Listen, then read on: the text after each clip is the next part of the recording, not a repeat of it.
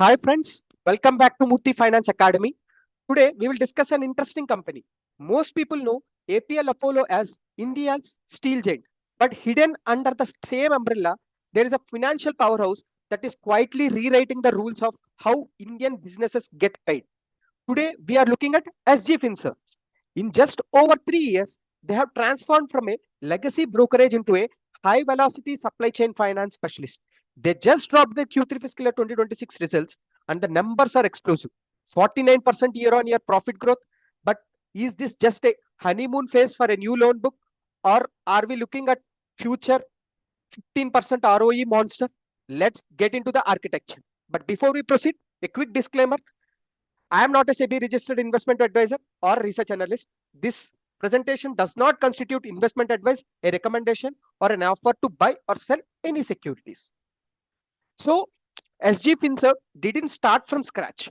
They have emerged from the APL Apollo ecosystem. Think it of as a captive testing ground.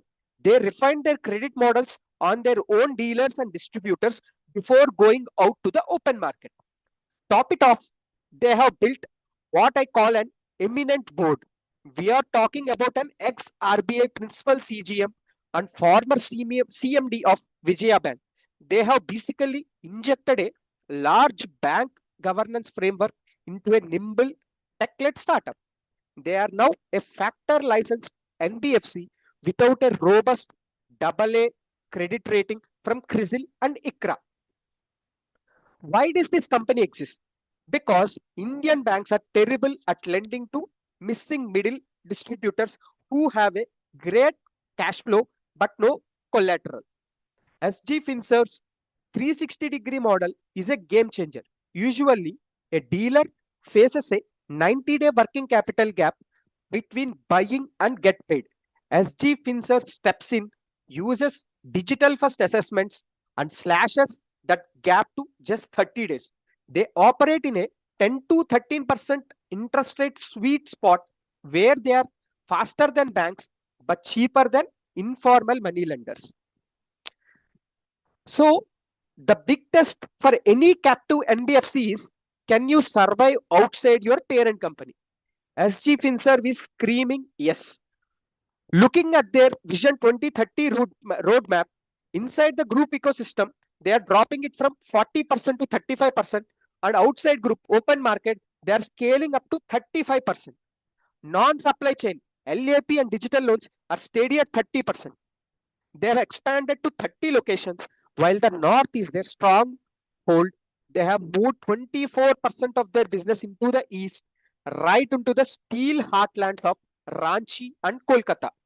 They are moving deep tier, financing not just the big distributors, but the smaller B2B customers below them. So let's look at the Q3 financials. PAT grew 15% sequentially to 32.4 crores. That sounds great, right?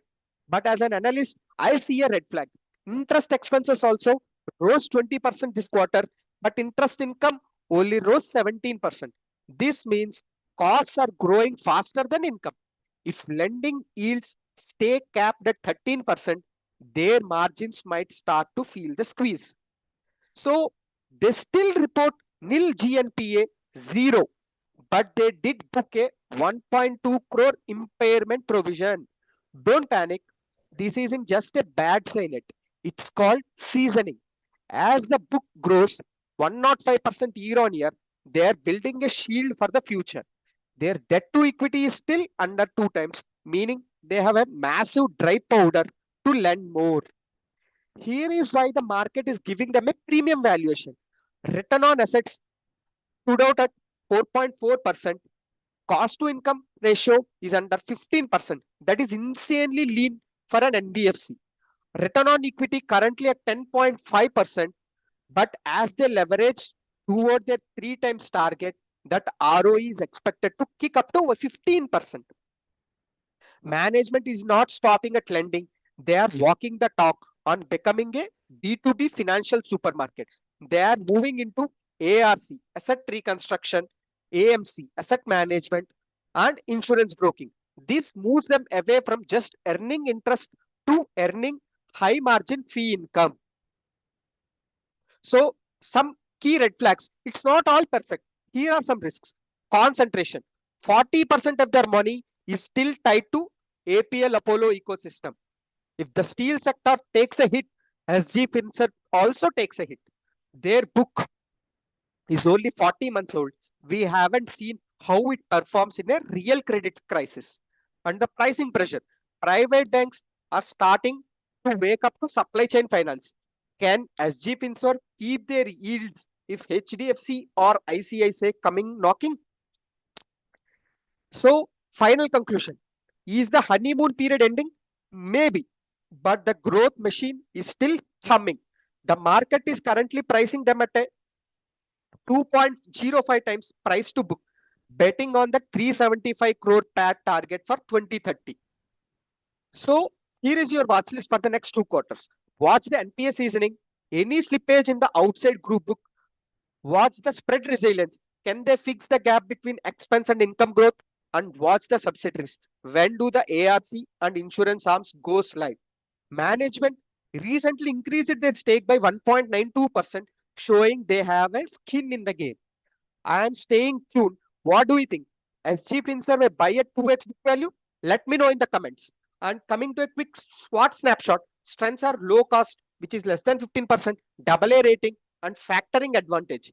Coming to weaknesses, lower ROE versus peers and regional concentration. Opportunities, deep tier financing, fee income scaling. Coming to threats, pricing pressure and evergreening risk. So, thanks for watching. If you want the full breakdown on India's most efficient NBFCs, please do subscribe my channel, Murthy Finance Academy. See you in the next one. Thank you.